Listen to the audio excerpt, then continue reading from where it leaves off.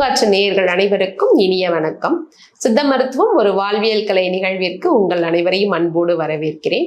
இந்த பிரிவில் நம்ம பார்க்க போறது உணவு சம்பந்தப்பட்ட இன்னொரு விஷயம். அதாவது மூத்த குடிமக்களுக்கு தேவையான எனர்ஜி கொடுக்கக்கூடிய பானங்கள் என்னென்ன அப்படின்னு சொல்லி பார்க்குறோம். சித்த மருத்துவத்துல பானங்கள் அப்படின்னு சொல்லி சொல்லும்போது இயல்பாவே மணப்பாகு அப்படின்ற ஒரு தனி கேட்டகரியே பார்த்தீங்கன்னா 32 உள் மருந்துகள்ல ஒரு பகுதியாக சொல்லப்படுது. மணப்பாகுங்கிறது ஒன்றும் இல்லை, சிரப். இப்ப நம்ம சர்பத் சாப்பிட்றோம் இல்லையா, அந்த சர்பத் மாதிரி இருக்கிறது தான் சித்த மருத்துவத்துல சொல்லப்படக்கூடிய 32 உள் மருந்துகள்ல ஒன்னான மணப்பாகு. அப்போ நார்மலா வயதான பெரியவங்களுக்கு ஏற்படக்கூடிய அந்த விட்டமின் B12 டெஃபிஷியன்சினால, அந்த மேக்ரோநியூட்ரியன் டெஃபிஷியன்சினால வரக்கூடிய அந்த கால் கை எரிச்சல், அதுல ரொம்ப அதிகமான எரிச்சல், ஒரு டயர்ட்னஸ், எந்த வேலையும் செய்யறதுக்கு ஒரு உற்சாகம் இல்லாம இருக்கிறது, அந்த மாதிரி இருக்கிறவங்களுக்கு மாதுளை மணப்பாகு அப்படின்னு சொல்லக்கூடிய நம்மளுடைய மாதுளையிலிருந்து செய்யப்படக்கூடிய அந்த மாதுளம்பழம் சிரப், இதை காலை மாலை 2 வேளைகள் ஒரு 7.5 15 ml வெதுவெதுப்பான தண்ணீர்லையோ இல்ல நார்மல் தண்ணீர்லையோ கலந்து சாப்பிடும்போது அவங்களுக்கு ரொம்ப நல்ல ஒரு எனர்ஜி கொடுக்கறதோட அந்த கால் எரிச்சல், கை கால் எரிச்சலும் குறையும். அனீமியா அப்படின்னு சொல்லக்கூடிய அந்த வெளுப்பு நோய், அதாவது அயன் டெஃபிஷியன்சியும் கம்மியாகும். இது இயல்பா வயது முதிர்ந்தவர்கள் பயன்படுத்தலாம்.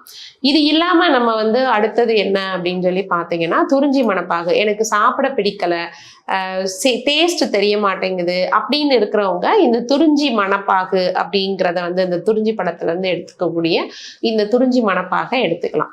இது எல்லாமே சர்க்கரை சேர்ந்த விஷயங்களா இருக்கிறதுனால சர்க்கரை நோயாளிகள் இந்த ரெண்டையும் தவிர்க்கிறது நல்லது. ஏன்னா ரெண்டுமே உங்களுக்கு கூட சர்க்கரை சேர்ந்த மருந்தாதான் கிடைக்கும், சிரப் சர்பத்துங்கிறதுனால.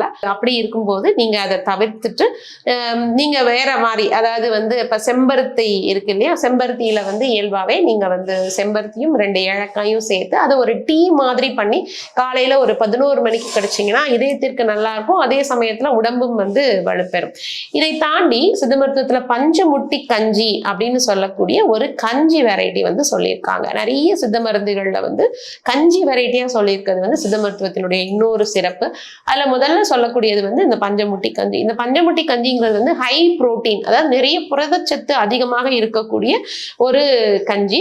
இது நீங்க வீட்லயே கூட ரெடி பண்ணலாம். அதாவது பாசிப்பருப்பு, கடலை பருப்பு, துவரம் பருப்பு, அதுக்கப்புறமா கருப்புளுந்து, பச்சரிசி, இது எல்லாமே ஈக்குவல் குவான்டிட்டி ஒரு ஸ்பூன் எடுத்துக்கிறீங்க அப்படின்னா அதை லைட்டா வறுத்துட்டு அதை ஒரு துணி முடிச்சாக கட்டிட்டு நல்ல குக்கர்ல 2 தண்ணி போட்டு அதை வச்சு எடுக்கலாம். வழக்கமா நம்ம பாத்திரத்துல போட்டு காய்ச்சலாம், பட் கொஞ்சம் நேரம் ஆகுங்கிறதுனால இதை நம்ம குக்கர்ல சொல்றேன். இல்ல நீங்க இதை பொடி பண்ணி வச்சுட்டு இதை நீங்க அப்பப்போ தண்ணி விட்டு குழந்தைங்களுக்கு காய்ச்சி கொடுக்குற மாதிரி கஞ்சியாக காய்ச்சிட்டு உங்கள் சுவைக்கேற்ப உப்போ அல்லது சர்க்கரையோ சேர்த்து கொடுக்கும்போது இது இம்மீடியட்டா ஒரு எனர்ஜி கொடுக்கக்கூடிய எனர்ஜி டென்ஸ் ஒரு நியூட்ரிஷனா பார்க்கப்படுது. வழக்கமா புரதச்சத்து குறைபாடு இருக்கிற அனைவருக்குமே இந்த கஞ்சி, குழந்தைங்கள்ல இருந்து பெரியவங்க வரைக்கும் எல்லாருக்குமே ரொம்ப நல்ல ஒரு கஞ்சி. இதை தாண்டி சுக்குமுடி கஞ்சி, அதாவது பாசிப்பருப்பும் சுக்கும் ஒரு முடியாக கட்டி நம்ம நார்மலா அரிசி வேக வைக்கும் போது அதுல போட்டு கஞ்சியாக்கி இந்த கஞ்சியை கொடுக்கலாம், ஒரு எனர்ஜி கொடுக்கறதுக்காக எடுத்துக்கக்கூடிய கஞ்சி. இது இல்லாம நெற்பொரி கஞ்சி, நம்ம கார்த்திகை பறிக்கு யூஸ் பண்ணக்கூடிய நெற்பொரியில சுக்கு பாசிப்பருப்பு சேர்ந்து செய்யக்கூடிய ஒரு கஞ்சி. ஸோ இந்த மாதிரியான கஞ்சி வகைகள் எல்லாமே பெரியவங்களுக்கு எனர்ஜியை கொடுக்கக்கூடிய ஒரு பானமா நம்ம சொல்றோம். ஏன்னா இம்மீடியட் எனர்ஜி அப்படின்னு சொல்லும்போது இந்த மாதிரியான கஞ்சி வகைகள் ரொம்ப நல்ல ஒரு இதா பயன்படும். இதே மாதிரி நன்னாரி மணப்பாகு, அந்த வெயில் காலங்கள்ல ரொம்ப நீர் எரிச்சல், உடல் எரிச்சல் அந்த மாதிரி இருக்கும்போது இதே மாதிரி நன்னாரி மணப்பாகு உங்களுக்கு கிடைக்கும். ஆடோதரை மணப்பாகுன்னு இன்னொரு பானம் இருக்கு. அது இருமல், சளி, ஜுரம் இருக்கும்போது அதை நம்ம பயன்படுத்தலாம். ஸோ இந்த மாதிரியான பானங்கள் எல்லாமே நீங்க பெரியவங்களுக்கு எடுத்துக்கலாம். பட் சர்க்கரை வியாதி இருக்கிறவங்க மட்டும் மணப்பாகு பயன்படுத்துறதுல கொஞ்சம் கூடுதல் கவனம் ரொம்ப தேவை. ஸோ இதெல்லாம் சித்த மருத்துவத்துல சொல்லப்படக்கூடிய பானங்களா நம்ம சொல்லலாம்.